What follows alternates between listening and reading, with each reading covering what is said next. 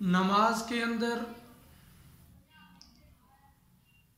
دونوں ہاتھ اور دونوں پاؤں کی انگلیوں کا قبلہ سے پھر جانا مکروہ ہے۔ اس سلسلہ میں نور الازاح فقہ حنفی کی مشہور کتاب کے اندر مکروہات کے باب میں صفحہ نمبر 88 پر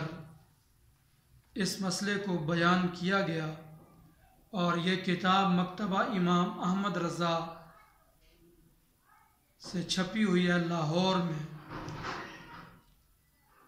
اس میں لکھا ہے مکروہات کے باب میں وَتَحْوِيلُ أَصَابِعِ يَدَيْهِ أَوْ رِجْلَيْهِ عَنِ الْقِبْلَةِ فِي السُّجُودِ وَغَيْرِهِ، کہ نماز کی حالت میں سجدے کے اندر اور دوسرے ارکان کے اندر دونوں ہاتھ کی انگلیوں کو یا دونوں پاؤں کی انگلیوں کو قبلہ سے پھیر دینا مکروہ ہے، اور اس عبارت کے تحت علامہ عبد الرزاق بترالوی رحمہ اللہ تعالی لکھتے ہیں حدیث پاک کو نقل کرتے ہوئے لقولہ صلی اللہ علیہ وسلم فَلْيُوَجِّهْ مِنْ أَعْضَائِهِ إِلَى الْقِبْلَةِ مَا اسْتَطَاعَ، کہ رسول اکرم صلی اللہ تعالی علیہ وآلہ وسلم نے ارشاد فرمایا، چاہیے کہ نمازی اپنے تمام اعضاء کو قبلہ کی طرف موڑ دے، قبلہ کی طرف متوجہ کرے، مستطاع،